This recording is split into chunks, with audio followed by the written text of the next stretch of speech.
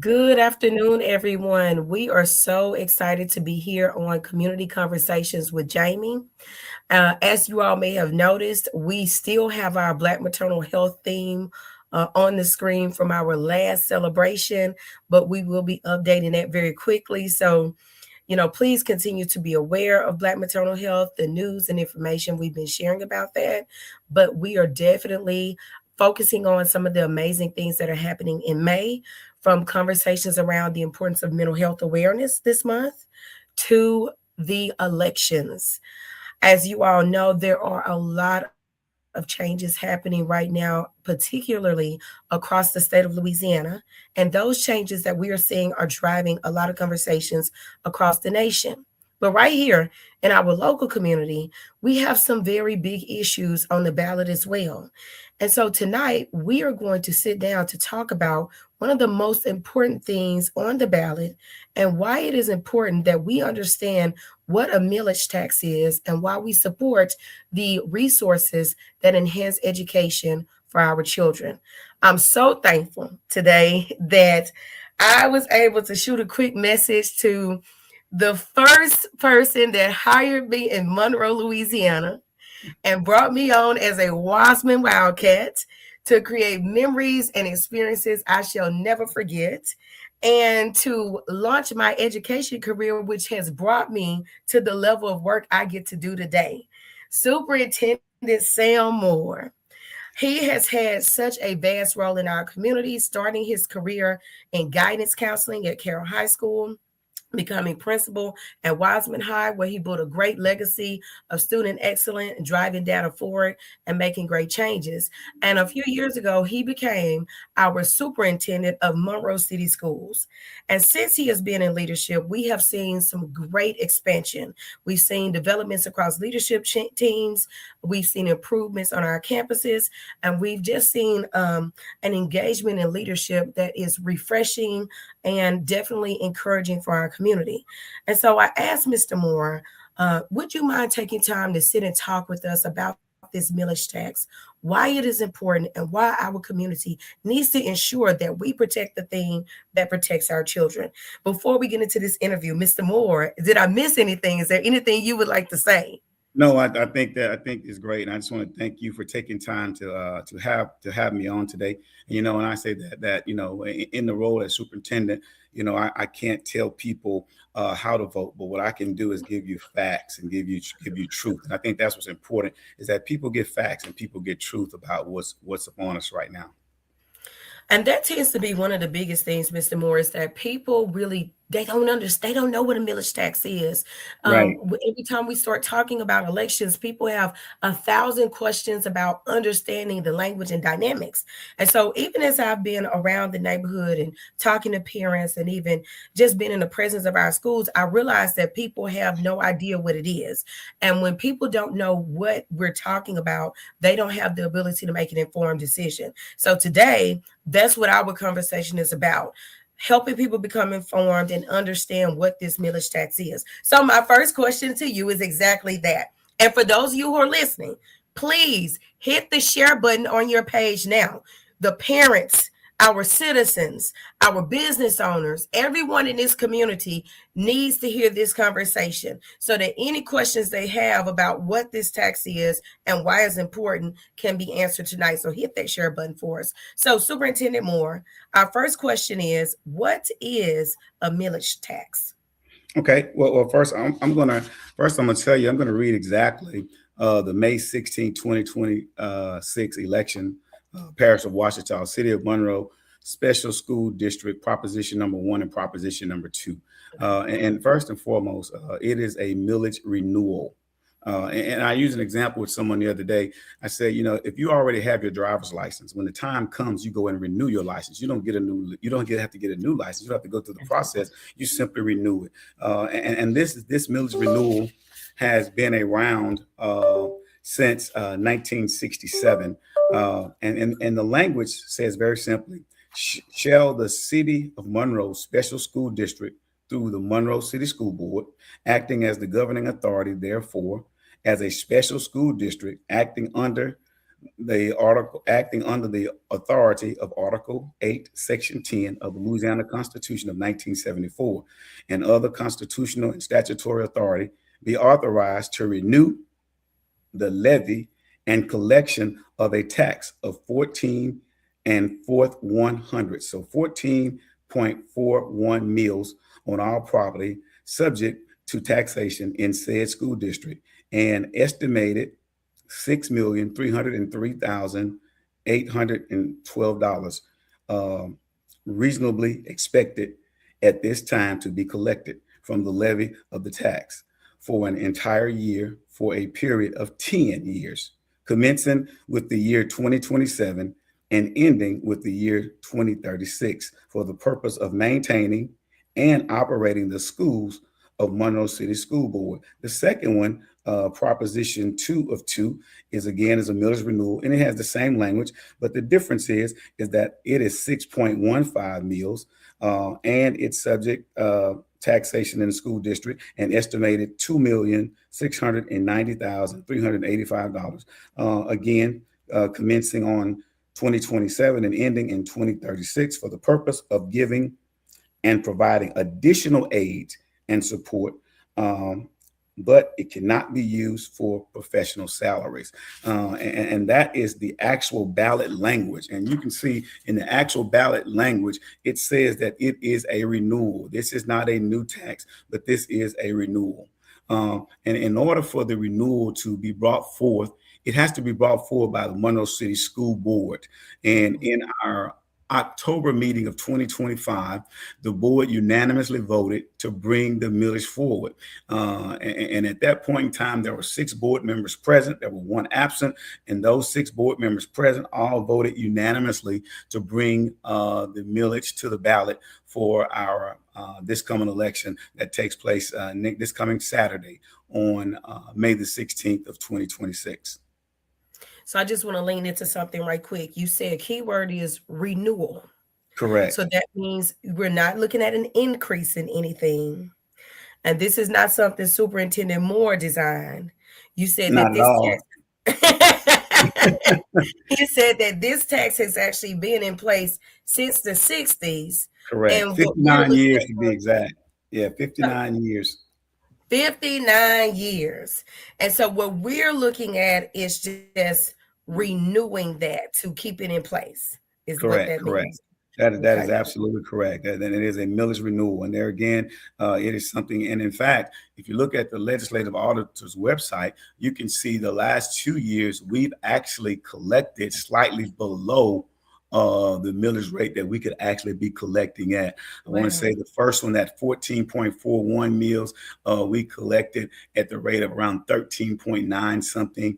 And the second one at 6.15, I think we actually collected at the rate of around 5.9 something. And last year when we had the opportunity to roll the millage forward, which means we could have maximized it, I said that no, in other words, we rolled it back because we did not want to add additional taxation to our citizens. So the last 2 years, we've actually collected below the millage rate call that we could have actually maximized. Wow, that's amazing. Yeah, That's it amazing. is. It's just amazing, though. It's amazing the fact that so much information goes out and so much information goes out incorrectly. And I think that's by purpose and that's by design because you create chaos. And one.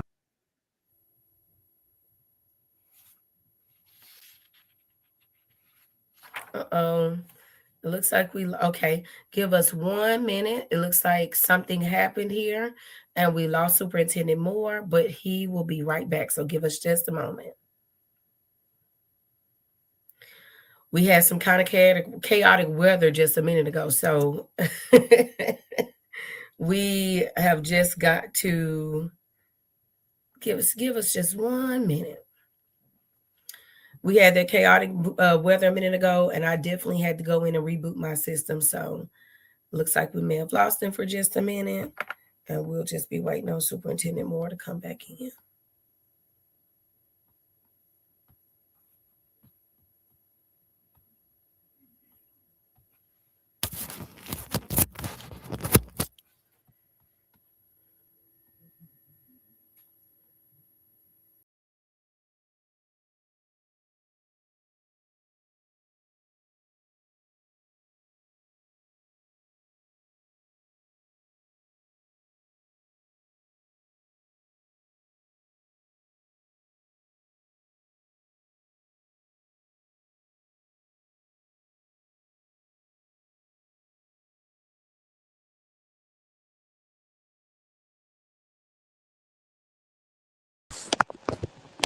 Can you hear me okay now?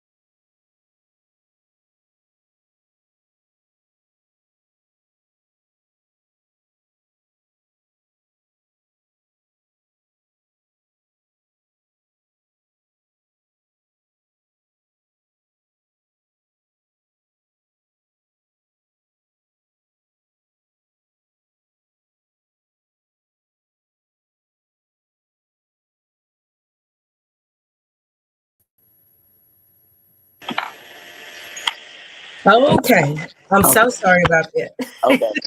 Okay. I didn't know I what think it was this weather, Mr. Moore, because at first you look, we lost you, and then a few seconds later I dropped off screen. So I think it was just this weather. So I'm sorry. Can you hear me? I can. Okay. Are you able to see? Let me see here. I was able Okay, to I hear can. just fine a minute ago. Uh, I'm gonna go to or try to go to another device and see if that helps. Okay. I saw you on screen a minute ago and we can hear you live. Okay. So we're going to give him just a few minutes, you guys. Please just bear with us. When I say we had a storm a minute ago, I had to restart all devices. So he lost service and then I lost service. So please just stay with us a moment. Bear with us. We want to make sure that we navigate this interview because Superintendent Moore is answering some really amazing questions that I think we all need to hear. So just bear with us a few moments if you don't mind. Okay. Let me get off of this one. Okay. Okay, can you hear me okay now? All right, we can hear you. We're back in. Great, great. So, Mr. Tony Bell said, thank you so much for that clarity because that information that you shared a moment ago about the last 2 years being able to be under the amount that could have been included for that normal tax rate was some really amazing news to hear, especially since we've seen so many other things happening across the schools. So, whenever you're ready, we'll go to that next question. I'll let you get situated, Mr. Moore. Okay, I'm just trying to get my volume back up so you can hear me Okay. okay. Okay. Okay, can you hear me okay now?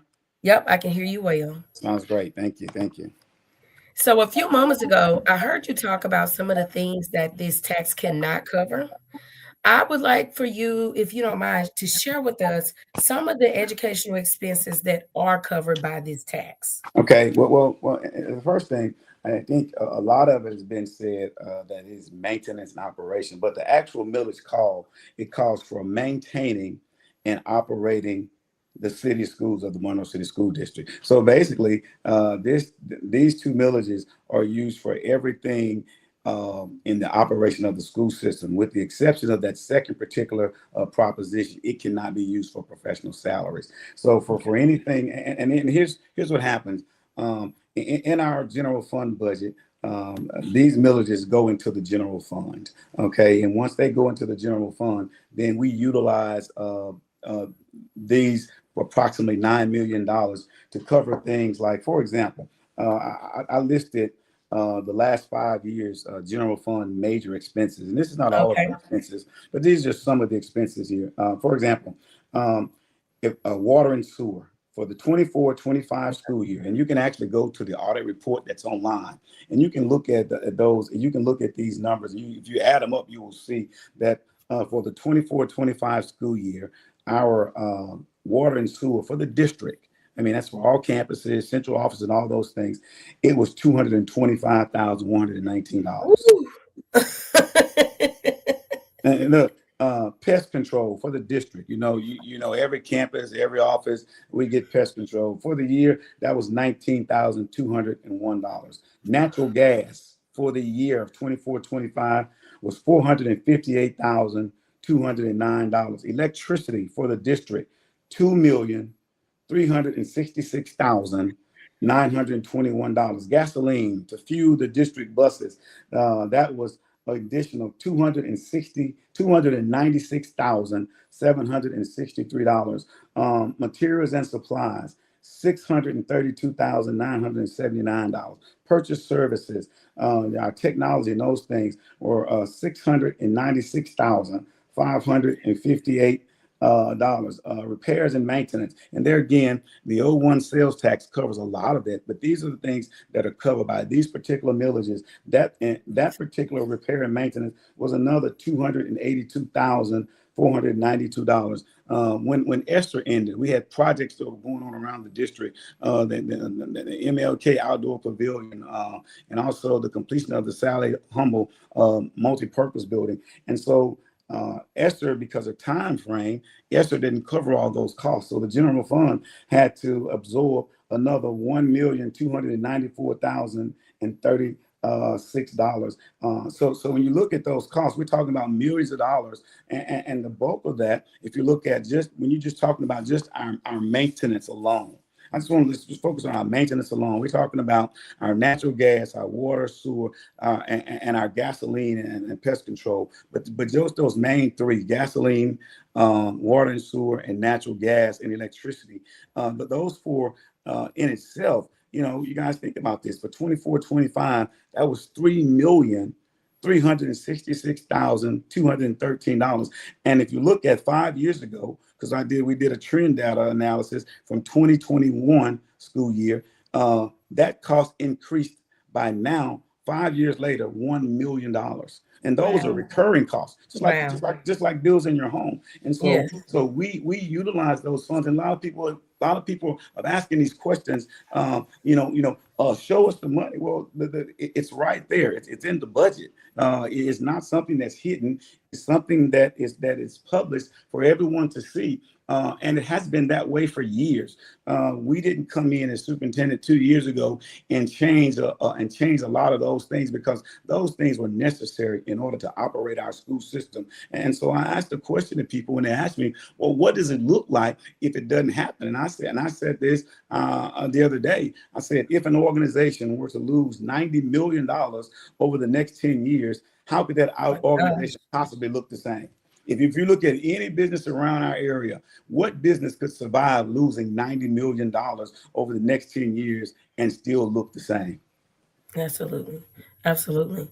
So first of all, I wanted to go back to two things. You made this statement about supplies. When you say that, Superintendent Moore, is that relating to supplies for the students or supplies for our teachers, or what supplies? It's a combination of material and supplies. One thing, our teachers get their $400 allocation. That's what I was thinking about. For example, and those allocations are used to purchase things for our students. We provide at the district level, we provide a number of supplies for kids, and we provide a number of things for our children. We provide Chromebooks, and we provide all those things in order to operate school and to carry out our curriculum. Absolutely. And that's what I was certainly thinking about. Having worked in a couple of different districts, I knew that when I came to Monroe City, the allocation that I received as a teacher was definitely higher than some of the ones I'd had in other places. So I was able to make sure my students had a lot of the supplies they needed. And we're talking about several years ago that we were receiving a very good allocation to help with those classroom expenses. I did want to look at this question on the screen, Superintendent Moore, and just allow you the opportunity to speak on that. They said, if this renewal was voted on by the board in October 2025, which was just a few months ago, why weren't efforts made to explain this renewal before now? the week of the upcoming election? Well, to be honest with you, because prior to now, there had never been an issue with the renewal of these millages. I've been in Monroe City School System since 1999. And so that means I've been around for a couple of renewals, and it had never been an issue before now. I think it's really interesting as well that you made the statement that budgets are always available. They're reported upon at various board meetings and things like that. And I think it's very important for us to talk about kind of the issue with people saying that there is a need for more transparency and things like that. So, Superintendent Moore, I guess my question regarding that is, how do you feel about, or what is your thought process around the proposal that there needs to be more clarity or transparency around this? And Oh, you kind of answered on it before, but I wanted to make space okay. to Well, talk about well, this quickly. first and foremost, I definitely understand that, and I appreciate that because as citizens and as taxpayers, I think it's okay for you to know, and you should know where your tax dollars are going, and that's why I listed just a few of those high utility, those recurring costs, where you can see that millions of dollars are going to this. We're talking about only a collection of somewhere in the neighborhood of approximately short of $9 million, and you can see in just utility costs and those things, over a third of that is eaten up right away. And we're not talking about when you get into the rising cost in insurance, the rising cost in maintaining facilities. And so I definitely appreciate that. But every board meeting, we do give updates on and at the finance committee meeting first, prior to every board meeting, where we do share information and we do share the financials and the ongoing financials of the district. And I've heard it said that, I've heard a lot of talk that,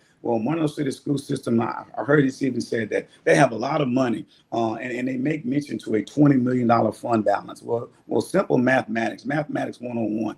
If an organization has a $20 million fund balance and it loses $9 million a year, then within 2 years, that fund balance no longer exists in its capacity the way it did prior to.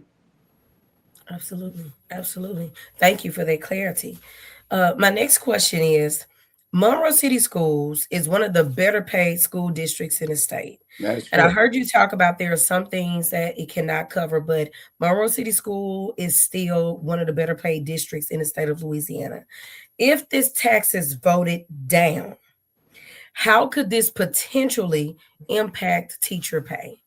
Well, I would say this. I think for our teacher pay, I don't think it would necessarily impact that in a negative way whatsoever for those teachers that are part of the organization. But again, if you lose $90 million over the next 10 years, the organization does not look the same. And what that simply means is that we will always provide quality instruction for our students. We will always focus on instruction because we know that it's all about keeping the main thing, and that's what's focusing on our kids and their education, and also keeping them safe. But there are a lot of things that we have a lot of luxuries thanks to our tax-paying citizens, and we have luxuries of a lot of extra things that we're able to afford kids, a lot of extra support that we're able to afford. When you look at football, basketball, when you look at the arts and those things where people are paid stipends in order to offer support to our kids. Those are luxuries that we have that a lot of districts honestly don't have that.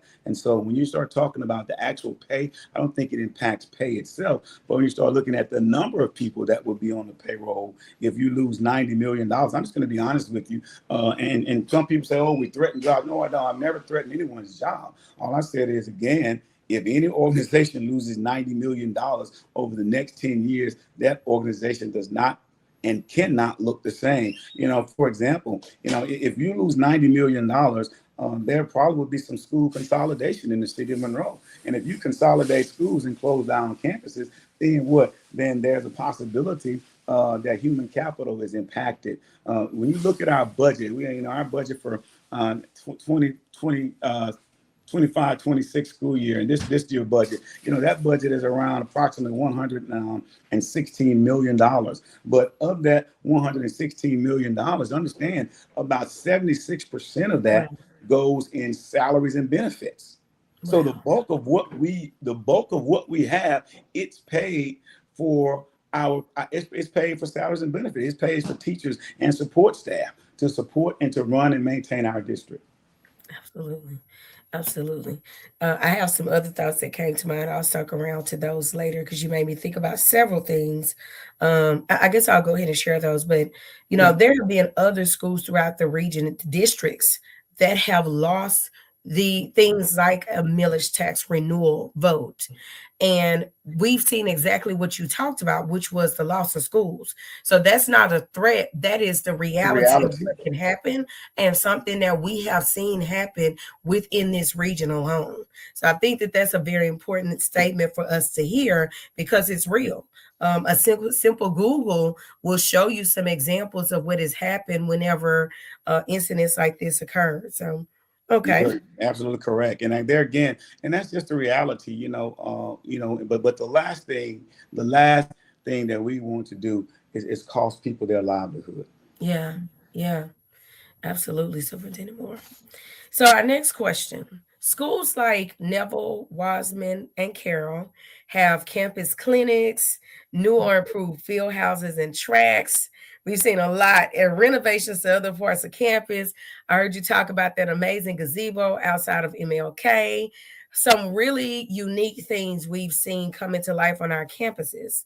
How does that tax, and you talked about it a little bit because you talked about being able to supplement projects that had to be extended beyond because of things that were beyond the district's control and things like that. But how does this tax make improvements like this on our campus? How does it make it possible? Well, one thing it does, you think about it, by having this income revenue stream, then we're able to free up other funding sources to be able to do other things. And I think that's what I want to clarify because where it might not directly impact this, but indirectly it does impact it because you think about it, thinking from this perspective, if you're not having to tap into the general fund for this project and that project because you have an inflow of other support, then we're able to do additional things for our kids. And that's the main thing I want us to really focus on is that we would hate to see any services and any opportunities that are afforded to kids. We would hate to see that change. Absolutely. I like that. We would hate to see the opportunities afforded to our children change. Yeah, because that's what it's all about, and that's what I think. I think for me, the thing that has been most disturbing to me is that we have gotten divided over what should unite us, and that's doing what's best for Mm, kids. mm. I like that. We have become divided over what should unite us, and that is doing what's best for That's our for kids. Because you think about this. The scripture says what you do for the least of them. Let's be real. Our school system, we're 80% African American students. So that means out of every 10 kids in our school system, 8 of them are African American. If you look at our numbers for free and reduced lunch, you're talking about 80 to 83%. So we serve a population of our community that desperately needs the school system. We serve a population that, I'm a witness and I'm a product of what education can do and how education can change one's life and make one better as a human being and a better citizen. And our goal is to produce tax-paying citizens. And that's what absolutely. education and that's what public education does. Absolutely. Phenomenal. I love all of those nuggets you dropped in that last part. Now don't get too excited, Superintendent Moore, because question number 7 is one that I really look forward to hearing your response to, having been familiar with you sharing your story in years past. So I can't wait to get to that one because I definitely want to hear what you have to say. Sure. The district had an amazing academic year last year. Monroe City Schools increased performance scores across the board. What do you think has contributed to the growth of the district? Well, I would say this coming in, we were very intentional. I realized from being a principal for 12 years at Wasman High School, being child welfare and attendance, sitting next to the superintendent, doing so much of the work for 8 years prior to actually becoming the district superintendent, is that from when I became principal at Wasman High School in August of 2004, and when I looked at our data coming from our kids, coming from and then the all old on Nutland Road, Martin Luther King Jr. Junior High School, there was something that was really quite staggering to me, and that was our kids were not reading on grade level. In fact, they were tremendously reading below grade level. And I realized coming in that we had to focus again on literacy and numeracy, because I believe that those are the gatekeeper skills to education. Because when you can help a child read, then you can change the trajectory of that child. And so we were very intentional, and we focused heavily on literacy. We brought someone to the district office who had had success as a principal, and particularly on the South Side, in growing kids and getting kids reading at above benchmark. And that has been our focus. Literacy and numeracy has really been our focus. And because of that, as you mentioned, we received so many academic accolades from the State Department of Education. The scripture says that prophet is without honor in his hometown. It's amazing. It's amazing. I really Preach walk now. and live that. I really walk and live that, because it seems to me that people got upset because the district moved the needle. You would think it should be celebrated, but instead we're fighting for continued support. My. And so when you talk about accountability, where the money is going, the proof is in the pudding. For the first time under the old accountability system, and that system has been around, as you know, for 20 plus years, we never as a district had a letter grade of above a C, and we became a B for the first time in the history of our school system. But instead of us celebrating that, guess what? Then there has been change to attitudes and narratives to take us away from the success of our teachers and our students. And I give all the credit to our teachers, because they're the one who instruct kids each and every day. And what we do from the district office is we look at systems and we look at data, and we try to put things in place to address the needs and address the gaps of our kids. We were recognized in so many areas. I mean, you're talking about top growth students with disabilities. That's one of the things that I'm most proud of. That was a 3% growth. We increased the district performance score,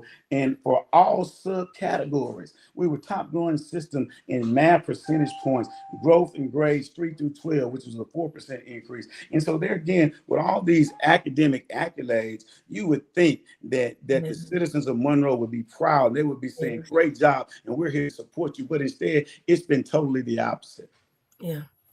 I appreciate all of that. And as I was making these questions, that was definitely one of the first things that came to my mind, was like, the past 2 years have really been so awesome. And Superintendent Moore, you know me well. Yeah. I'm not a person that will blow smoke. I am an honest person, and you know that I share a deep passion for community and children.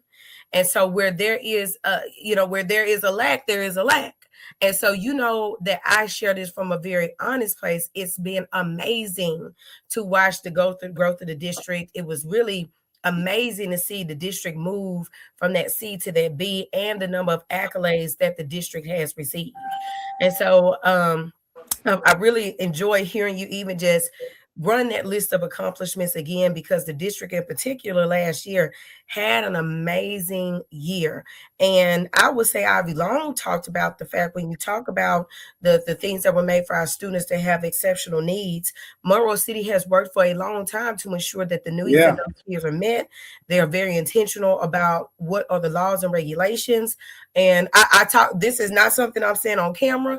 It is something I talk about all the time as a person that takes calls with parents, that in workshops and things like that, here's these concerns. And so that's really awesome to hear the kind of moves that have been made by the district when it comes to our kids that have a lot of additional needs for support.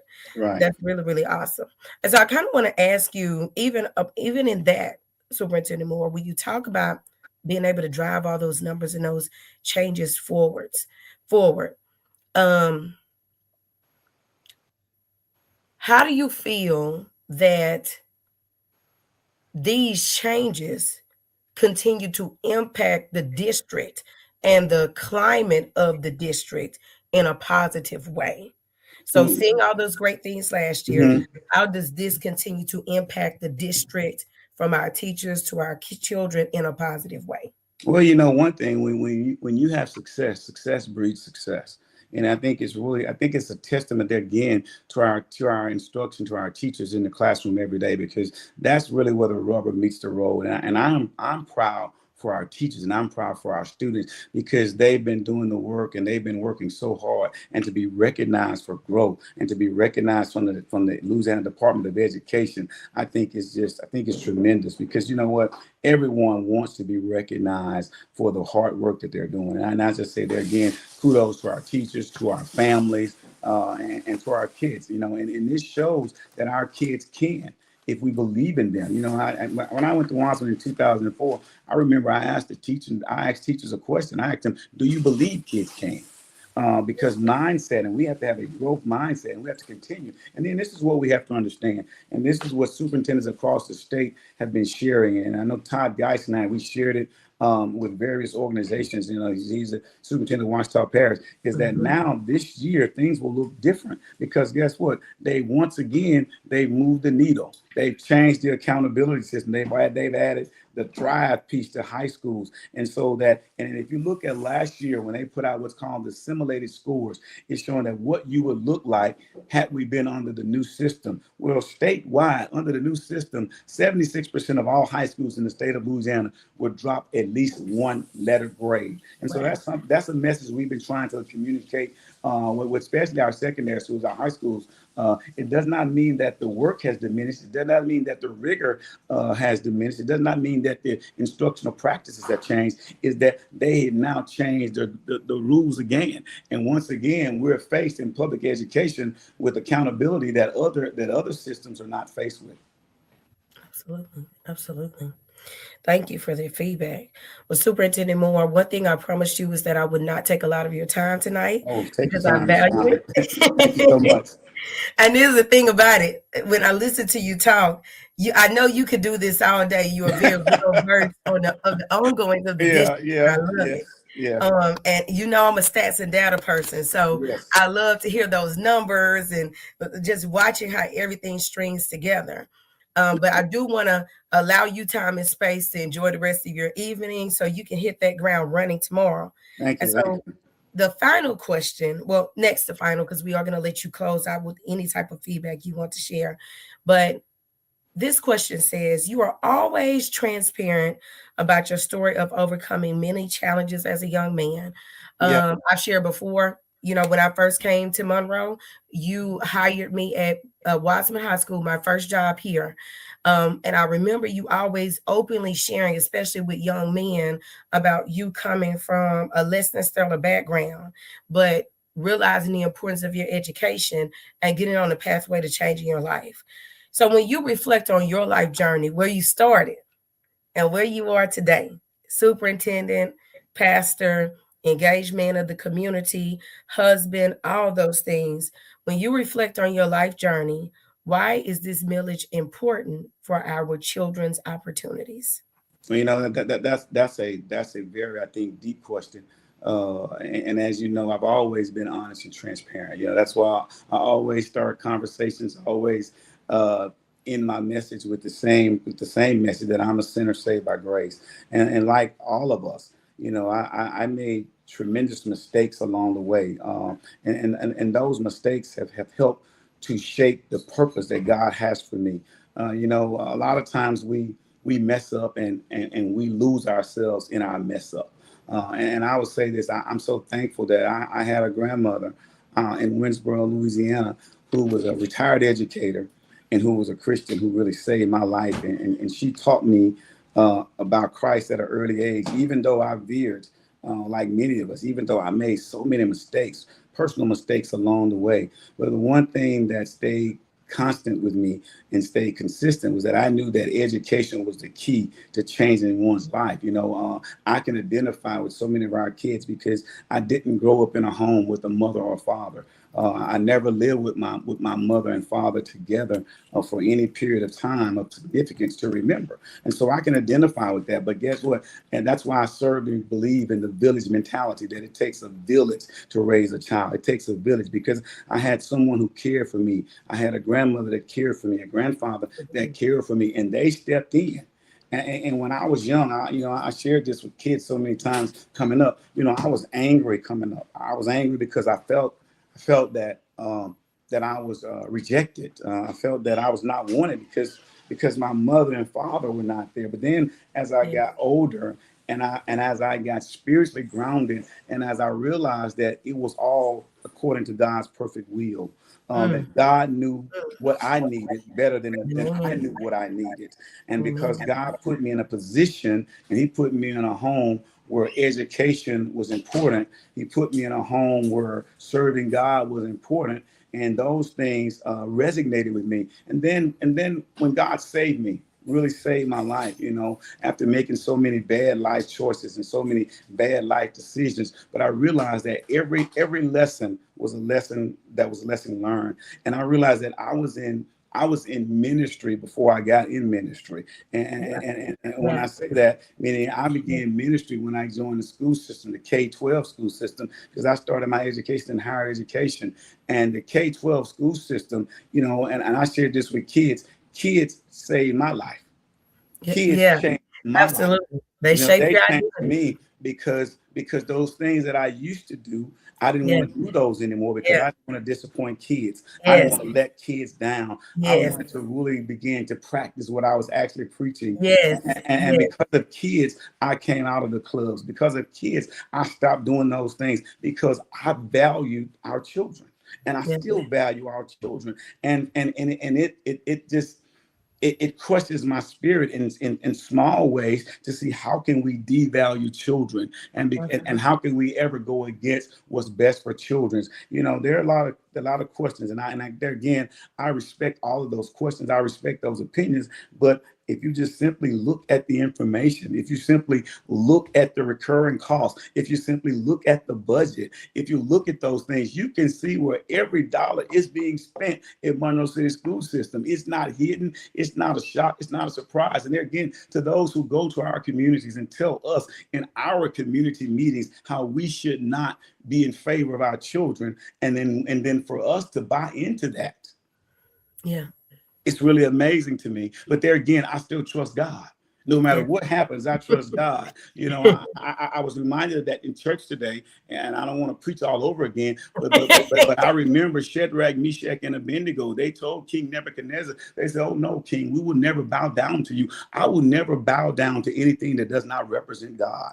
I Yeah. will always stand for God because I know, just like those three Hebrew boys that were in the fiery furnace, there's always a fourth man in the fire, and that Yeah. man is our Lord and Savior. And I trust that, and I believe that. And so whether citizens go for it or against it, the Bible say, if God be for you, Come on. then who Come can on. be against you? Come on. Come on. Now we could pass the collection plate, Superintendent. Now you giving us an evening sermon on Mother's Day. And thank God. And I want to say to all the mothers, thank you, because and in my story, I was angry with my mother, but then when I got older, I realized my mother actually did what was Yes. best for me by Yes. allowing Yes. her mother to raise me. Yes. That was Yes. the best thing she could have done Yes. as an 18-year-old mother, married and then separated and divorced. My mother did what was best for me, and I didn't realize it at the time. But glory be to God, I was able to live long enough and to recognize that what she did for me actually saved me by giving me to my grandparents. Absolutely. And I think that's, I hope a lot of our younger, we're going to post clips later, but that's something I hope a lot of our young people hear. In doing so many of these workshops, the number of children that are being raised in those My institutions, grandparents, yeah, homes of our grandparents, and a lot of them can relate to that feeling. But hearing that message, which is sometimes it's the best thing that could have happened to the you, best thing. save your life. That's so important, and that's really a message we need to hear on Mother's Day. Yeah, So thank you so much for that, Superintendent. So with that being said, I want to first thank you so much for taking time today. When I reached out to you, because I had somebody ask, well, why speak on this now? I reached out to Superintendent Moore. He didn't reach out to me. And I asked, well, can we provide some education for people to understand what a millage tax is and how to support our schools? And he immediately said yes. And so I think that also speaks to the transparency you offer about this. And I think that it's always important that we understand all the moving pieces of things, and that is why we have community conversations with Jamie, which used to be the Black intellectualism movement, to provide that information and to provide those resources so that people can be informed when they make decisions. And even I learned so much today listening to you break down how the resources are spent, what they cover, what they cannot cover, what improvements have been able to be made, and just the overall wisdom. And so Thank before you. we Thank close you. out, I'm sorry, did you say something? I said thank you. No problem. So before we close out, Superintendent Moore, what final words do you have? And can you remind us of the main voting date? I know early voting just closed, You're but right. can you remind us of that main voting date? Yeah, our main voting date is obviously next Saturday, this coming Saturday, which is May the 16th, 2026. And as again, as position of superintendent, there again, I can only encourage people to vote, and I can share factual information, which I've tried to do so. I encourage everyone, vote your heart and vote your conscience. But at least whatever you do, make certain that you exercise the right to vote. I said this the other day to some individuals. I said, I never thought in my lifetime that I would see us fighting again for the right to vote. uh, our ancestors and so many people died for this very right, that we're sitting back and we're squandering that opportunity. And one thing for certain, if you don't vote, then your voice will not be heard. But if you vote, your voice will be heard. And I simply say, vote your conscience and vote what God tells you best to do. And this is what I think that we have to really get progressive in our thinking, is that we have an aging inventory of buildings. If you look at our schools in Monroe City school system, outside of the new MLK that was recently completed the last few years, the newest inventory dates back to 1994 prior to that. And Wow. that's Madison James Foster and Cypress Point. And, Wow. and before that, guess what? Every building in our inventory are 50 plus years of age. You talked about Neville Wow. High School. Neville High They School look was so good almost too. They look Ne- good. Neville High School was almost 100 years of age. And Wow. so think about it, to maintain these facilities, to maintain these buildings, it costs money. I saw an online post where one of those negative posts, and they questioned the leadership because we had to close school at Neville High School. And it just goes to show you how evil people can be and how uninformed they can be, because we had to close Neville High School because of an unexpected water line break. And without water in our old two-pipe system, that means there's no air. Without air and water, how can we have kids in facilities of that nature without water and air? And it took 2 days to get that fixed. That's an example of the maintenance cost that comes up that Wow. you never are aware of. And so when people Wow. say, give us a plan, how can you really plan for maintenance for buildings that are of this age? We could not plan for the ice storm that happened, but it happened.